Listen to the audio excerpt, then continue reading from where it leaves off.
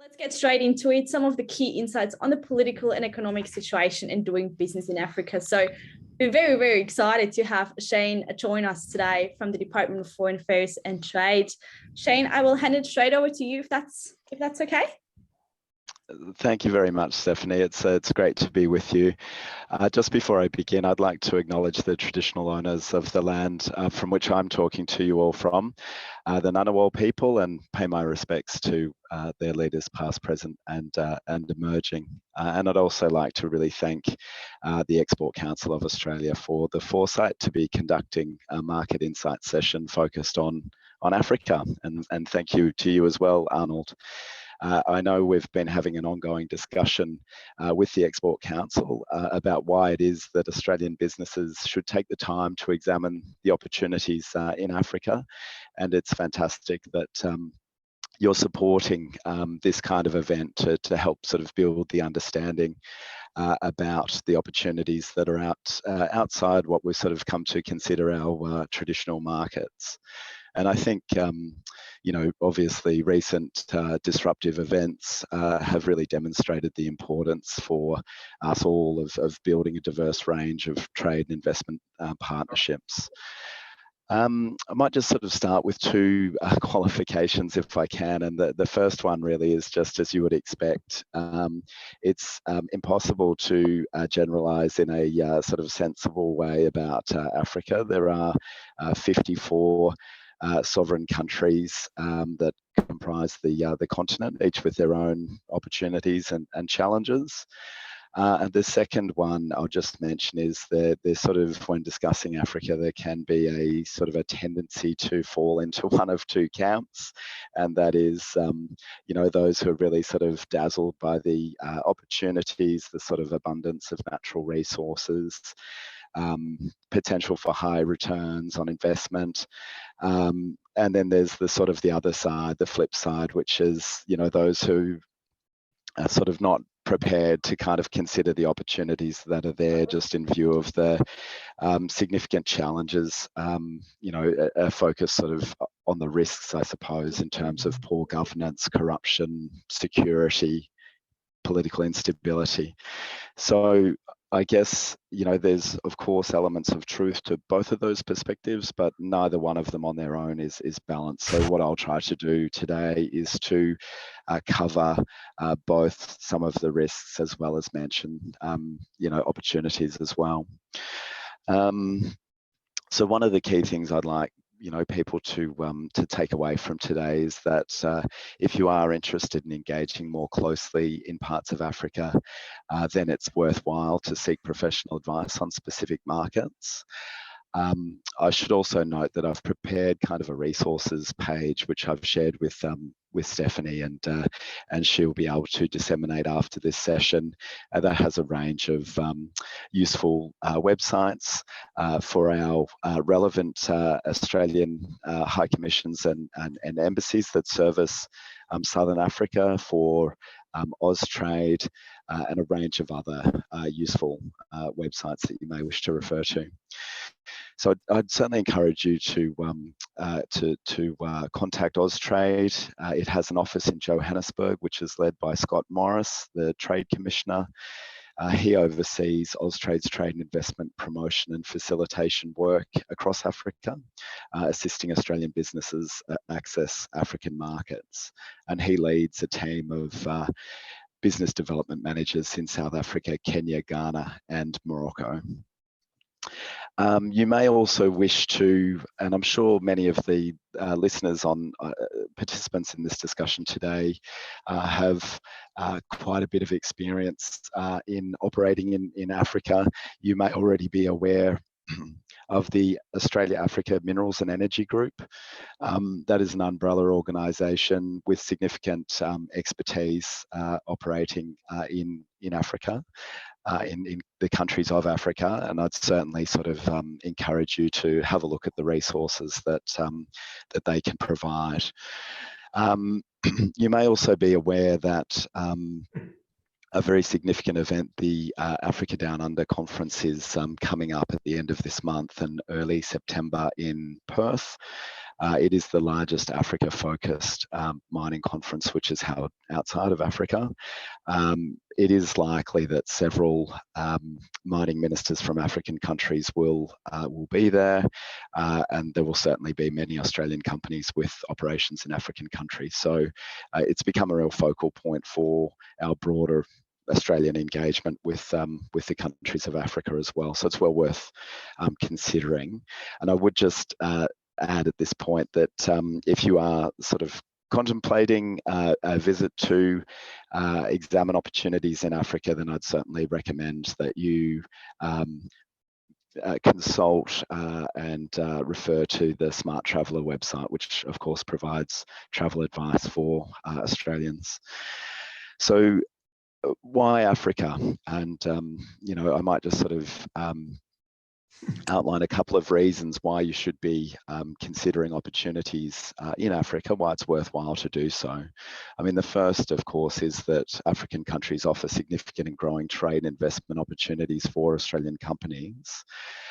Many African countries have abundant natural resources, including being a key source of critical minerals, which we know are going to be you know, very much in demand to power our future economy.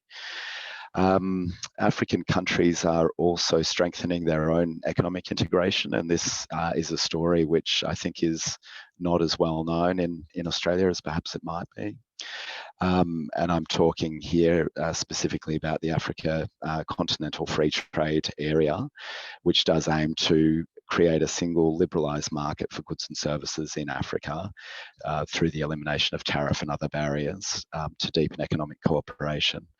Once that has been ratified by all African Union members and the trade reductions, the trade barrier reductions are implemented, it will cover more than 1 billion people and have a very significant combined GDP of 2.5 trillion US dollars. And it has the potential to very significantly boost intra-African trade and would be the world's largest free trade area since the WTO in terms of the number of participating countries. African countries also a growing consumer market. By 2050, African countries will account for 1/4 of the world's population. And by 2060, there will be an estimated 1.1 billion Africans in the middle class.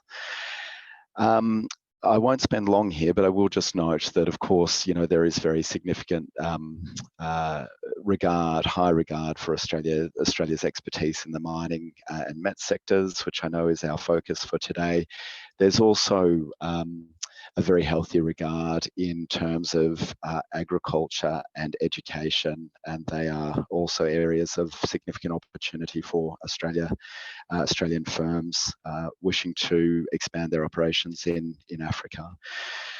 So there are plenty of reasons to be looking closely for opportunities, and other countries have certainly recognised this as you would expect. And you know, I'm talking about China, Brazil, India, Turkey, Russia, and others. And I think, you know, a very quick look through the newspaper headlines, and you'll see that there's been in the past sort of fortnight visits to African countries by the French president, by the Russian foreign minister. There's the United States will host an Africa summit in December later this year.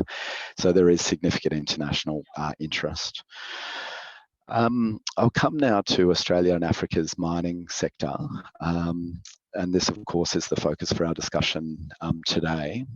As I mentioned, there's a high regard for Australia's expertise in the mining sector. This, of course, builds on you know, a foundation of a very strong record. There are 170 Australian stock exchange listed companies with projects, both operating mines, but also exploration. And that represents about $40 billion of Australian investment. Today, of course, we're taking a particular look at Southern Africa, South Africa, Zimbabwe, and Namibia in particular. But I will just sort of quickly race through a few highlights for some of the other Southern African countries as well. These countries are all members of the Southern African Development Community, a sub-regional grouping, and as you would expect for neighbours, their histories are very much intertwined. Fortunately, for the most part, Southern Africa is relatively free from the terrorist activity that poses such a security threat in other parts of the continent. I would just sort of add here that the northern part of Mozambique, however, is something of an exception to that. It does experience terrorism-related violence in its Cabo Delgado region. So I'll come now quickly to South Africa. We had a discussion with a former Australian High Commissioner to South Africa just the other day, and he was saying, you know, the trade and economic relationship with South Africa is not just big for an African country, it's just big. So South Africa is a substantial economy. Its GDP is roughly equal to that of Singapore or Malaysia. It has a well-developed transport and telecommunications and modern banking system. It is Australia's largest economic partner in Africa, and in 2021 our merchandise trade was valued at more than $2.5 billion, with exports and imports in both directions about equal in value. It's also our largest investment partner in Africa, and South Africa, of course, has a very significant diaspora community in Australia, and that plays an important role in the investment relationship as well. Australia is the largest foreign investor in South Africa's mining industry. So majors including Orion, Renegan, Rio Tinto, South 32, Theta Gold, West Wits Mining have significant operations, and Johannesburg in particular is a hub for Australian metals companies, with the Africa headquarters of Worley and Orica located there. The economic and investment relationship is heavily sort of focused in the mining sector, but it's not exclusively focused there. So there are a number of other Australian investments that are highly successful in South Africa in the retail sector. So Cotton On is a prominent example, and it has 170 or so stores in South Africa. And this is reciprocated. South African companies also hold significant Australian investments. That includes South Africa's Woolworths Holdings, which owns David Jones and Country Road, and South African firm Murray and Roberts, which has significant investments in infrastructure. In terms, going back to mining just briefly, the major Australian miners who are there, particularly those focused on platinum group metals, are very much focused on world-class mine technology, modernisation programs, including artificial intelligence controlled mine management systems and renewable energy. And South Africa also holds significant reserves of critical minerals, particularly manganese, approximately 75% of the world's manganese resources, vanadium, and it also produces the most chromium in the world. Now, I did also mention that I would reflect on some challenges as well. So I'll just sort of quickly turn to those. I mean, corruption is a significant issue in South Africa. It has been the focus for the Zondo Commission series of reports. There's quite a lot of public interest at the moment in terms of electricity supplies and the unreliability of those supplies in South Africa, which is driven by a shortfall in supply. Essentially, that's insufficient to meet both industrial and private demand, and that is having a serious impact on business. And security concerns are also a reality. I'll just come now to Zimbabwe, and like South Africa, Zimbabwe also has an abundance of minerals resources. I should note it has a sort of a fond place in my own heart. was privileged to live there for a couple of years from 2010 to 2013 and have my family with me, which we loved. So Zimbabwe, it does have an abundance of minerals resources, including platinum, chrome, gold, diamonds, and coal, among others. And since the inauguration of President Emmerson Mnangagwa in 2017, the government has sought international re-engagement. It is quite focused, I think, at the moment on domestic politics in the lead up to the presidential elections, which are scheduled for mid next year. And you might have seen quite sort of regrettably that it's, there's a sense of deja vu as I look at it from afar in terms of the rates of high inflation, which have having a big impact. In June, the rate of inflation was estimated at 191%. I should just sort of note, I guess, for those who have perhaps experience of operating in that environment, it's sort of less of an issue for those who have access to US dollars, but it does bring considerable hardship to those who don't. And of course, that can lead to sort of flow on sort of impacts in terms of crime and other challenges.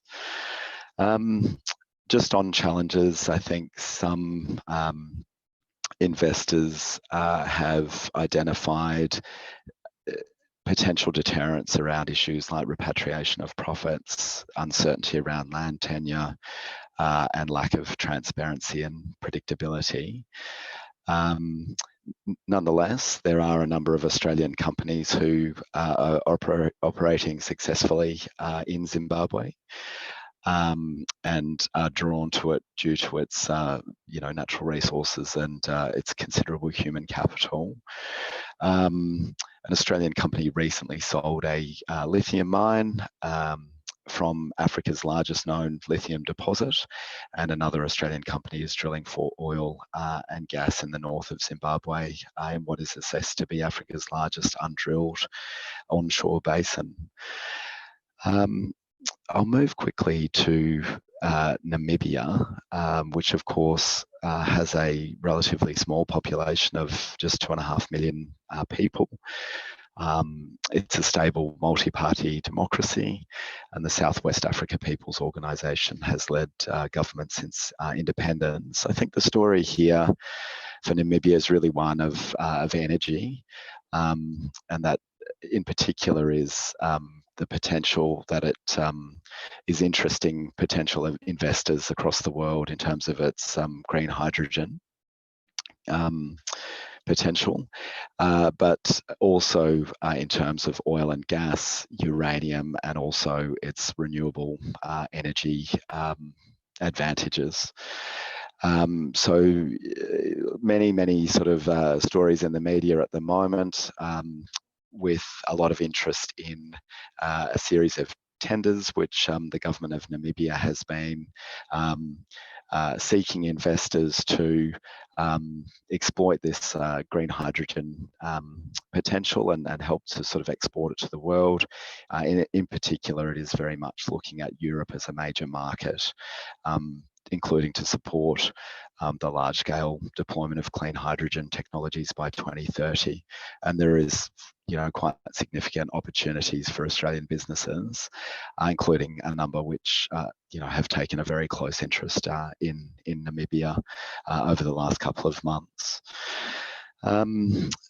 Just on renewables, I would note that the government of Namibia is seeking investors for a large-scale solar energy project it intends to pursue with the government of Botswana. And on oil and gas, there has been a significant discovery of reserves off the coast of Namibia, which may hold about 3 billion barrels of oil in total. So I might just end there on those three countries, but if we still have a moment or two, I might just cover some of the other sort of Southern African countries that are also sort of worth consideration. I mean, Zambia and Botswana, I think, are sort of foremost amongst those, I would say. In the case of Zambia, in August last year, President Hakainde Hichilema won office. I think it was his 6th attempt, and he has been working very in a way that's quite sort of committed. He's very much interested in strengthening Zambia's democratic credentials, and he also is very much looking at the developing the potential for the mining sector, which is already very significant, in particular in the area of copper.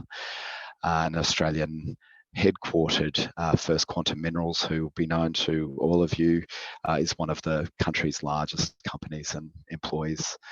I think it may be the country's largest employer, has approximately 13,000 workers.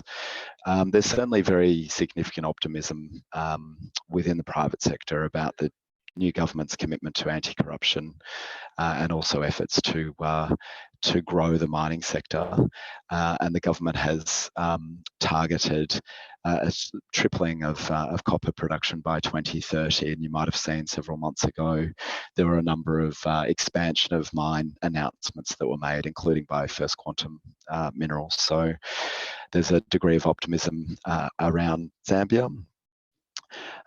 Likewise, Botswana is sort of very much generally regarded as a economic and governance success story in sub-Saharan Africa, and it sort of sets a very positive example in terms of the way in which its prudent management of its diamond revenues since independence have effectively sort of driven a kind of broader economic development benefit for the nation overall.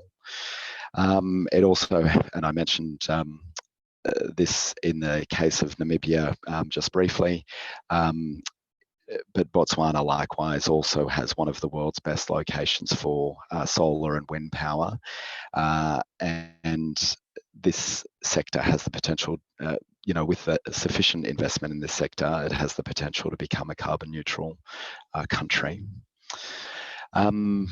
Angola, I'll briefly mention, people may have seen in the news just over the last sort of fortnight, the discovery of a 170 carat pink diamond. And that was actually at a mine which is operated by an Australian company, which is jointly owned with the government of Angola. It was actually the 27th diamond of more than 100 carats or more that have been discovered at that mine. So certainly plenty of potential in that sector. The government actually has one of its priorities is to diversify its economy away from the dominant oil and diamond sectors. That may be hard to do if a company keeps pulling such large diamonds out of the ground. There are other Australian companies active in Angola as well, and there is a major interest in a phosphate fertilizer project in Cabinda province. Mozambique, I'll return to now. I mean, I've mentioned the security situation in the Cabo Delgado province, but also just to sort of note that there are a number of Australian graphite mining companies that have projects there in Mozambique, that is, and in areas that are sort of broadly proximate to Cabo Delgado province. But that actually sort of brings me to the end of the quick sort of skate through the sort of highlights of Southern Africa, if you like. But there are three sort of key messages that I'd like you to take away from the discussion. And so the first one of these is, as I've mentioned, there are very worthwhile opportunities in the countries of Africa, particularly in the mining and met sector, and Australian expertise is held in high regard. The second message is, as with any environment, it's important you do your research and due diligence. There are a range of resources available to help you, and we'll share those after the discussion. You may wish to consider the Africa Down Under conference in Perth at the end of this month. I mean, effectively, it could be a little bit of a one-stop shop opportunity for those who are interested. in seeking advice from those who are already engaged and have a lot of experience. And then the third one is a message from the Department of Foreign Affairs and Trade more broadly, which is just, again, to encourage you, if you're planning overseas travel, to consult the Smart Traveller website as a routine part of your travel planning process. So with that, I'll draw it to a conclusion, but happy to sort of take any questions as we go along. Thank you. Thank you, Shane. That was a fantastic insight into quite a lot of countries in Southern Africa. So that was fantastic. As you said, we will open it up for questions now. So if anyone has a question, please just feel free to unmute yourself and ask straight away. So you talked about the electrical networks, how they're struggling. What about the internet networks and communications? Does it struggle in some areas, or? I think, one of the things that sort of attracts the governments of Africa to sort of, engaging with us across many areas, including agriculture and other areas, is that there are, in some respects, our geographies and our sort of natural environments, Australia and countries in Africa, are sort of quite similar. And by that, I'm sort of referring to kind of, issues of remoteness and vast distances and so on.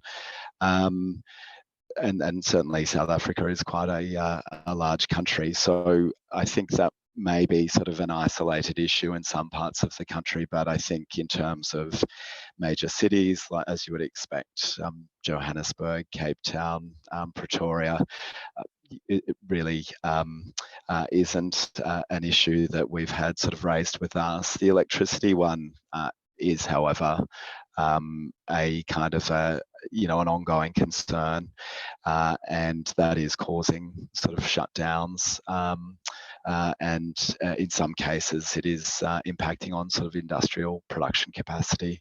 Internet, not so much. Thank you, Louise. And just a question there, Shane, actually from mine. So you mentioned that especially in South Africa, the logistics setup is actually quite efficient infrastructure-wise.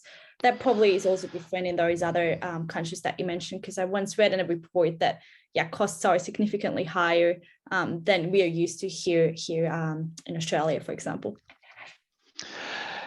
I think that certainly we're very encouraged by the work that's happening in terms of the effort at trade liberalisation. I mean, I think border crossings and those sorts of delays or lengthy periods of time transporting goods from one country in Southern Africa to another, have caused delays in the past, and of course that impacts on costs as well.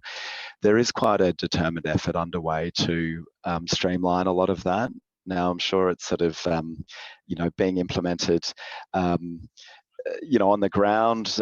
How that's being implemented, it would be worthwhile to sort of speak to people who've got experience sort of operating there at the moment.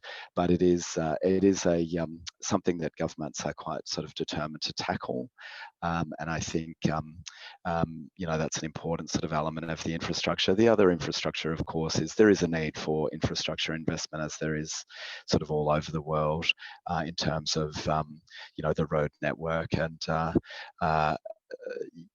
including to sort of transport things to port, and that's an ongoing sort of project with a lot of support from international players as well. Shane, just very quickly, is there an increasing awareness of ESG? And is there any of the governments actually putting in place rules and regulations that might actually encourage change of behavior, for example, and is that likely to be a driver as well for future demand and opportunity for Australia? Thanks, Arnold. I mean, I think Australia's, generally sort of good record, the record of Australian companies and their good record in this area is one of the reasons that makes Australian investment into the mining sector, into the countries of Africa, highly desirable from the perspective of those host governments. So, it is something that Australian companies kind of bring to the table, which, sort of distinguishes them in some cases from the competition. One of the elements of the Australia Down Under conference at the end of this month will be a series of prizes that the Australia Africa Minerals and Energy Group is awarding for best practice in terms of ESG. So, and that's something that they have been doing for quite some time. The sort of rules and regulations obviously kind of vary. There are different systems for different requirements, I suppose, in different African countries for that. In some cases, it's sort of a managed kind of percentage that foreign investor can sort of hold into a project. And in other countries, it may be more about the sort of more traditional sort of ESG kind of projects that we would sort of think about more commonly here. I think our Austrade office in Johannesburg would be in a good position to sort of advise of specific requirements for particular markets if there are people who are sort of seeking information on a particular country. Wonderful. Well, thank you so much, Shane, for joining us today and providing so many valuable tips, takeaways, and of course, I'll share your resources as well with our participants post-session. So a big thank you for taking the time and joining us this morning. Well, thanks, Stephanie, and thanks, Arnold, and thank you to the ECA. Much appreciated. Wonderful, thank you. So now I'd like to welcome Darren. I can already see you there. I believe you're with us. Darren actually just returned. Yeah. Oh, fantastic. Thanks for joining us today. You actually just returned from a trip to Africa. So we're very excited to hear firsthand experiences as to what some of the key opportunities may be for Australian mining companies. So I'll hand it over to you, and maybe you'd like to introduce yourself first to our participants as well. Okay, thank you, Stephanie. Good morning, everyone. Thank you for joining me on this presentation to a journey to Africa. I'll just share screen with you my presentation. If Stephanie, you could let me. Yes, you are co-host, so I think you should be able to share it. Yeah, Stephanie mentioned that I have recently just returned from my trip to Africa, and I'd like to share with you today some of the insights and the lessons learned. So a bit about me. My name is Davron Liu, and I'm from Mining One Consultants. I'm the General Manager of China and also the Global Contracts Manager. So before we start the presentation, I would like to just share with you a little bit of my journey into Africa, because initially I was looking after a lot of the projects for Mining One with our Chinese clients. And I've been with Mining One for over 10 years. My background is in civil engineering and law. So I started with assisting a lot of our clients, especially Chinese clients, to acquire mining assets in Africa. So this includes the type of work such as due diligence, feasibility study, JORC or NI 43-101 resource and reserve sign-offs. So in terms of going into Africa, my role is to assist with our team's African expansion in terms of project management, especially projects in Africa, legal framework, for example, setting up contracts for employing new people, dealing with the government, tax, and also a bit of client development.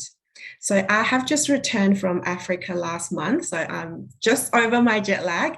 So I went to Ghana and South Africa, where two of our offices are. So I'm very excited to share with you my firsthand experience in Africa, and also how things are like post-COVID. So I'd like to share with you from 4 perspectives. First of all, I'd like to introduce you a little bit about Mining One, including what we do, including services that we provide in Africa. And secondly, I would like to share with you our journey into Africa, followed by some market insights and lessons learned. So just quickly about Mining One, as you're probably aware, we are a mining consulting firm that we headquartered in Melbourne. So we have a team about 100 people, and we have offices in Australia, including Perth, Brisbane, Adelaide, and our international offices, including Joburg, Accra, which is in Ghana, and Lubumbashi and Kinshasa in DRC. So we provide a lot of studies and designs for mining companies, and we also do a lot of technical valuations and also expert witnesses for accounting firms and law firms. So we provide a range of consulting services to a lot of the major mining companies.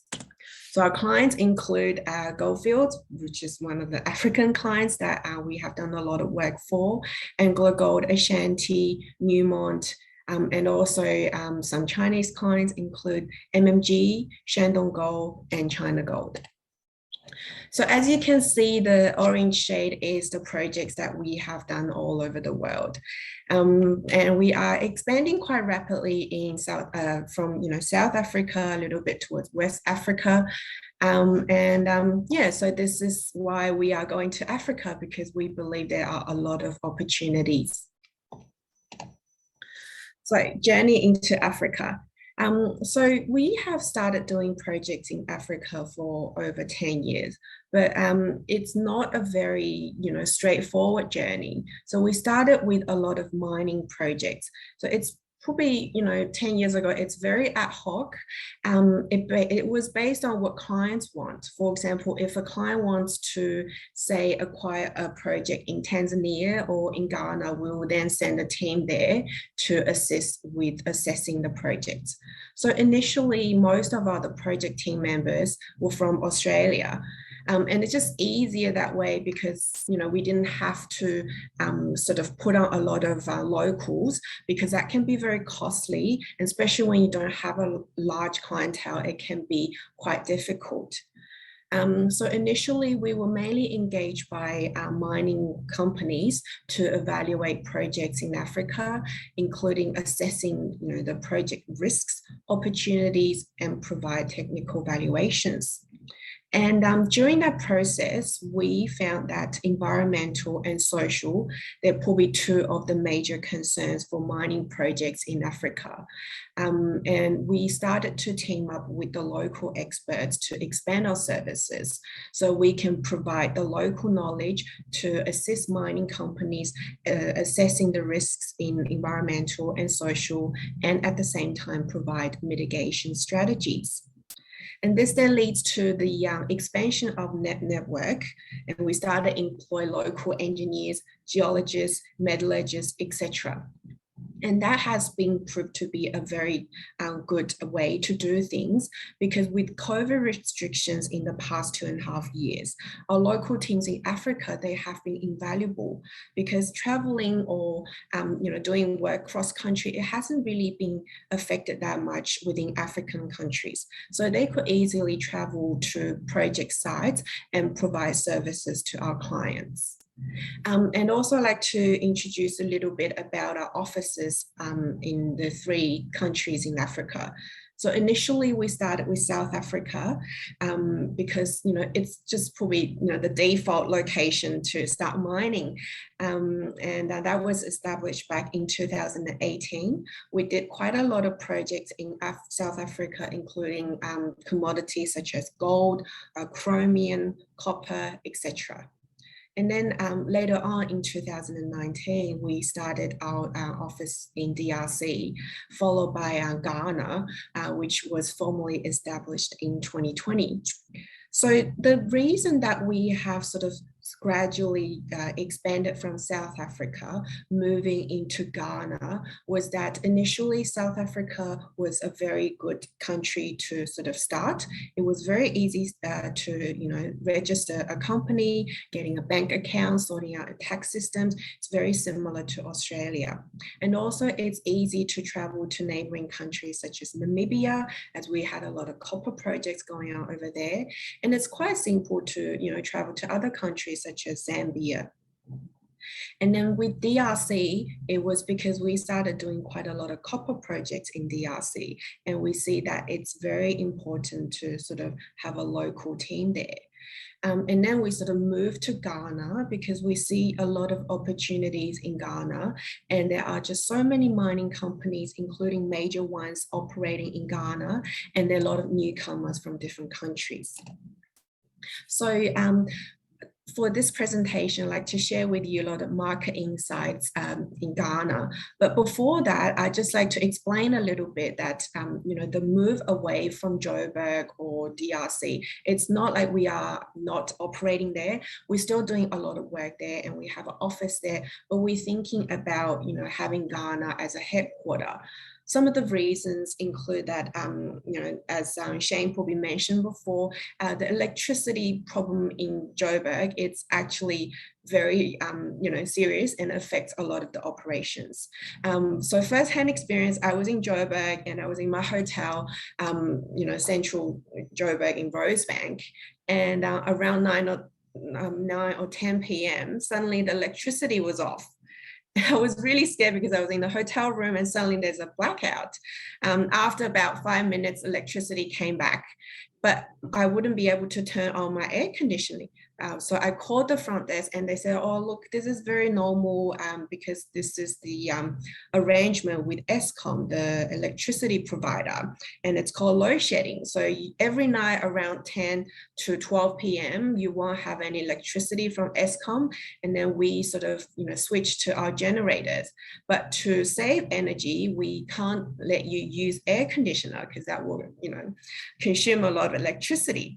So, it's very common in South Africa, and also one of the reasons that, when you drive at night, you'll drive through some areas and you'll see like it's just completely pitch black. It also makes me feel very unsafe. And safety is also one of the biggest problems in South Africa. Not just the illegal miner, but the crime rates, the drugs, the abandoned city center. It's just not a very sort of safe place for people to stay. But there are a lot of mining opportunities there. So our strategy is to keep the Joburg office, to have operations there, but also looking into other countries. One of the most safest that we felt country in Africa was Ghana. So I'd like to share with you 4 of the reasons or market insights about Ghana. First of all, Ghana is becoming one of the largest gold producers in Africa. It has surpassed South Africa. So it's very rich in resources such as gold and also other very popular commodities such as lithium, also mineral sand, iron ore, and bauxite. And there are lots of big mining companies in Ghana, including Gold Fields, AngloGold Ashanti, Newmont, as well as some newcomers from China, South Africa, and Australia. So the picture on the left, it's taken at Tarkwa, which is a very big mining town south of Ghana. And that is at the Tarkwa gold mine site overlooking the city of Tarkwa. So as you can see, Ghana is actually a very beautiful country. Lots of plantation, very green. And on the right-hand side, I know it looks like a resort, but it's actually one of the mining camps of Golden Star Resources, which has an operating gold underground mine called Wassa. So they have built a very beautiful camp, and I guess that's also one of the reasons they attract a lot of people to work there. It's just such a beautiful place. People are very friendly, and the minings are very modern. So some of the large mining companies in Ghana, they are very supportive of innovative technology and mechanization in the mining operations.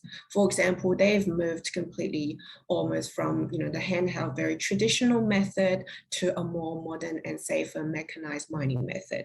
So on the left, you can see that's the more traditional handheld mining method. The operator is holding a handheld air lag to drill holes, and he's standing under unsupported ground. This can be very dangerous if the ground is not supported or the ground condition is very bad. And on the right-hand side, this is the more modern way of mining. So they use jumbos to drill holes and install support.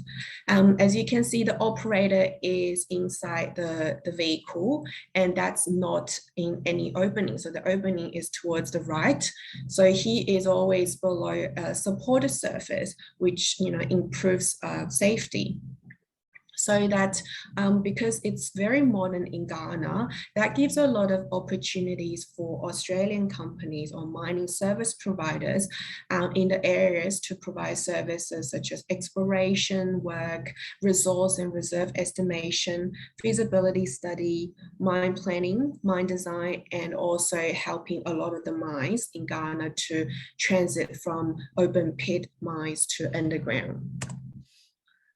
A bit on the government. Generally, Ghana is considered one of the most politically stable countries in Africa. And from my experience, I felt a lot safer in Ghana compared to South Africa. I just found that people there are so friendly. It's a very beautiful country. People like to express themselves with color. They dress in very beautiful, colors, and they are just so friendly. And then also the current president, he has introduced a lot of the market-oriented policies to encourage growth in the country. For example, it's tuition-free for all secondary educations, and he's also introduced a lot of policies to improve efficiency in the public system. Also, a bit on COVID. I think Ghana sort of has moved away from the COVID restrictions. As I was there, as you can see from the picture, no one is wearing masks. The daily new cases around 200 per case. Generally, you don't really feel, the presence of COVID at all. But for some mines, you have to do a rat test before you enter the mine. So there are some precautions. So generally, it is very safe post-COVID. But on the other side, there's always problem in the mining industry, no matter where you are in Africa. Illegal miners is always a problem, and they're not just in Ghana, they're in other countries as well. And in Ghana, they're called galamseys. It means gather and sell. So the major cause of galamsey is the unemployment among the youth in Ghana.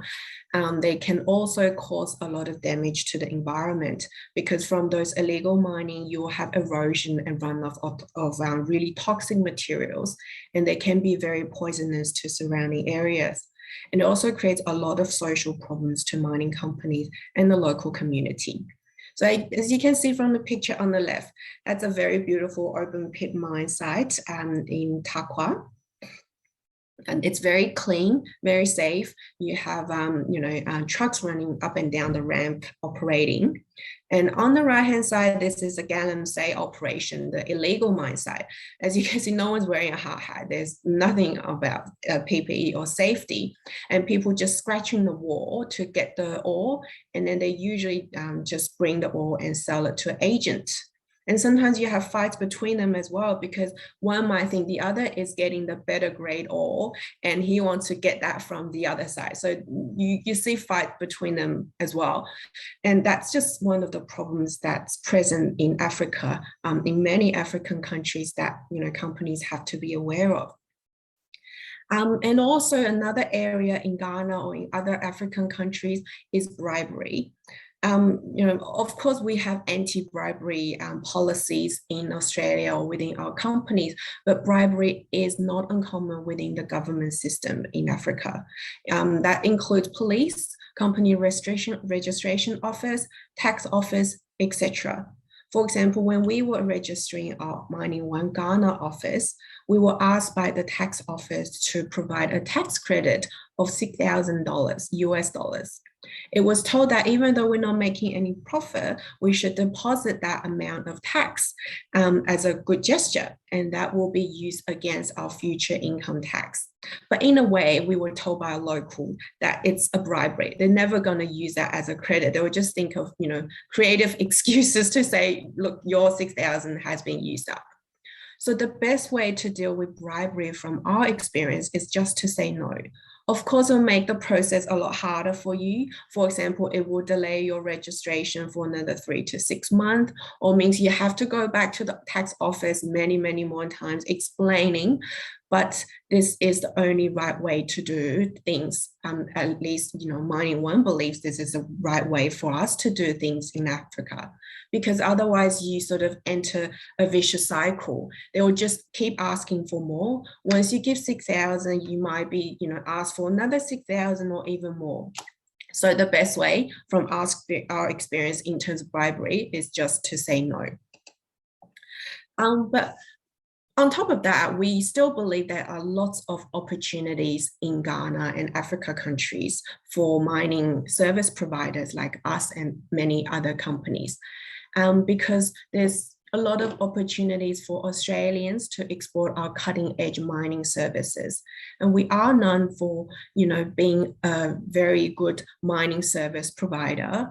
We have an excellent reputation worldwide, and we're also known for our very innovative and practical approach in mine designs and consultancy. So from our experience, we believe some of the growing areas of services include, providing mining or feasibility studies, training of the local engineers, exploration program to, assist them in terms of how to get their resource and reserve up to a JORC or 43101 standard so they can list their project in stock exchange. And also education, because there's just so many people there very keen to learn about, the very best ways of practice in the mining industry. Also a good thing that we found in Ghana is the talents, because University of Mines and Technology in Tarkwa, it has very excellent course in mining, and it provides a lot of young graduates, very bright and smart ones every year to the mining industry. And also the university plays a very important importance on women in mining. As you can see from the picture on the left, we had a small gathering with the university and some members from Women in Mining. They're very keen to work in mine site and to gain first-hand knowledge. And the course is designed so that once they finish their 3 or 4 years of course, they have to do a compulsory 1-year internship with a mining related company in order to get their degree. So that makes sure they have enough practical experience when they enter the job market. So that gives a lot of confidence to us, because we know there are a lot of people there we can use that, as we expand in Africa, and that we know that they're very keen to learn and there's equal opportunity in the mining industry. Okay, so what it means for Australian companies. We believe that Ghana or South Africa or DRC, they're all very good starting point for Australian companies to venture into Ghana. It's just more recently we sort of focusing more on Ghana instead of Joburg or DRC. In Ghana, you have no language barrier. Everyone speaks English, and it's quite simple to do a company registration in Ghana. And also it's very geographically convenient. You can easily travel to other African countries. For example, Ivory Coast, just next door, you can even drive there. It just places you in a very good spot. And also one of the reasons we are more into Ghana expansion is that it's close to, our Europe office in UK, because you can just fly to UK or you can send people from UK and you can get the support from South Africa. Also, we believe Ghana is at a stage of rapid development. A lot of the big companies such as AngloGold Ashanti, they're also slowly moving their headquarters from South Africa to Ghana. bit on setting up a subsidiary in Ghana. As I said before, it's quite easy to set up a company there. However, if you are providing mining services, you will have to get a special license from the Minerals Commission. And this can be quite a lengthy process. It can take up to 12 months to acquire such a license.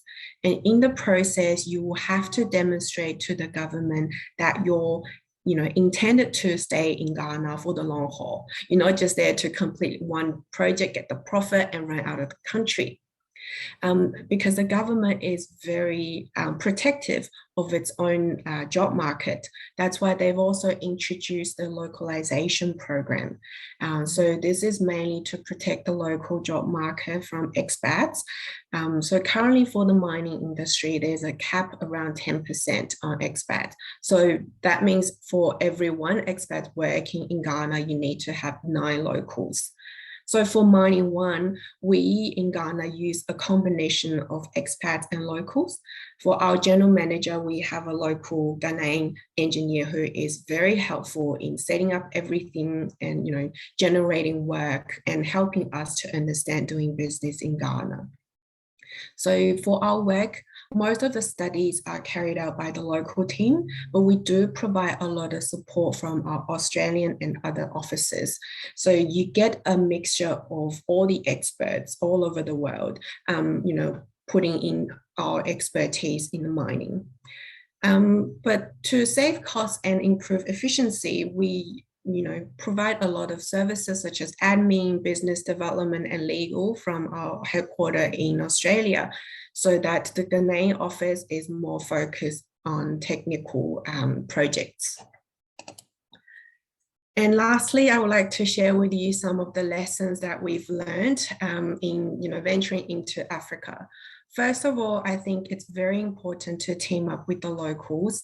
There's, a lot of information you can get online. You can, attend a lot of presentation, but it can never compare with the, the insight or the local knowledge one has, if you team up with the locals. And also, it has been quite a lengthy process for us to sort of expand into Africa. So it's very important, I guess, to be very patient and to slowly build up trust. For example, with African projects, we sometimes start with a very small project for a major client, and that's a very good way to test the water for them and also to slowly establish communication and trust. Also, we've learned so far is that to set realistic expectations, because it's not just something you can go into, make a lot of profit within 1 year and leave. And that's not what the government wants, at least in Ghana or other countries. You have to demonstrate that you're there to, have a long-term strategy, to engage the locals, to understand the culture, and to, build up your presence there. So that means sometimes you just have to measure and celebrate small success. For example, in Ghana with the Minerals Commission, it's very difficult to obtain the license to provide mining services. But, from an outsider perspective, people might think, oh, just a license, you just have to fill in some forms or wait. But it actually, contains a lot of work. You have to demonstrate your business plan. You have to make sure that you show to the government you have engaged a lot of locals and you have the ability to provide services. So celebrate those small moments, because gaining the license means that you can start providing services to all mining companies in Ghana, and that will lead to many, many opportunities. Also, one thing is the long-term strategy. It's not just to show the government that you're there for the long haul, but also within the company, you have to make sure that you are dedicated for the next 3 or 5 years to expand into Africa. It's not always going to be a smooth ride. You have to get the help that you need. You have to travel a lot to Africa. But the good thing is, I think traveling now, it's pretty much back to, pre-COVID, except you still have to wear a mask on the plane the whole time, which can be quite difficult when you're in a, during a long haul flight, but you get used to it after a while. So that it just means you have to make sure you're dedicated for the next 3 or 5 years. And the last thing, I think it's also a very important thing, is to learn about the culture. It is a very different world in Africa, but people there are very friendly and they have their own culture or ways of doing business. So it's important that you don't have to know everything, but you at least need to show that you have the intention of learning. For example, what I learned from my trip is how to do a handshake in Ghana, and like to share with you towards the end of this presentation is it's a Western African way of handshake. So when you do the handshake, usually like in Australia, just do this and then you sort of separate. But whereas in Ghana, you sort of have the middle finger snapping the other person's middle finger, and then you snap. So the louder the sound, the better it means that you value the friendship. So initially I was very confused because I felt like, oh, people just shake hands and they do a snap. And then I sort of start to do that. After a few failed attempts, I sort of got the hang of it. And that instantly brings, like closeness to you and the locals, because they felt like you're actually trying to learn about the culture. So I guess that's one of the things we've learned along other lessons from Ghana and other African countries. And lastly, I would like also to hear about your African stories. So this is my contact details. I would like to talk more about Africa with every one of you. And it's just, such a beautiful place, so many things to learn and so many opportunities. And I'd like to end the presentation by saying Madasi. This is the Ghanaian way, the Ghanaian language called Twi. So it means thank you. So Madasi, everyone. Madasi, I'll try that myself. Thank you so much for joining us. Wonderful insights and a lot of practical tips as well, which is fantastic. Definitely a lot to consider. And especially, key insights into Ghana, which is beautiful. Looks like a great place to investigate further for all Australian businesses. Now we are running out of time, but if any of the participants do have any questions, maybe they can reach out to you directly. I will share your presentation slides as well post session. I'd like to, would you be able to just stop sharing your screen, sure, of course, so I can just see everyone one last time. Fantastic. Thank you so much. Well, now I'd just like to thank everyone for joining with the ECA and MetIgnited for the last couple of months. A lot of sessions held, and I'd like to thank you for joining us, and hopefully you have all learned a lot of valuable insights and things to consider on your journeys. And of course, we will be there to support you. If you have any follow-up questions, do make sure to reach out to us. On that note, a big thank you. Unless there is any other insights, words from MetIgnited, I think otherwise that will be the end of the session for today. Just from my side, thanks everyone for joining us. This is just a small course, part of the expert fundamentals that we delivered a couple of weeks ago. So if you haven't reviewed the videos or the material that it's available on the LMS, let me know whether you need some help how to access the LMS. But yeah, it's fairly straightforward. Thanks everyone. Thank you.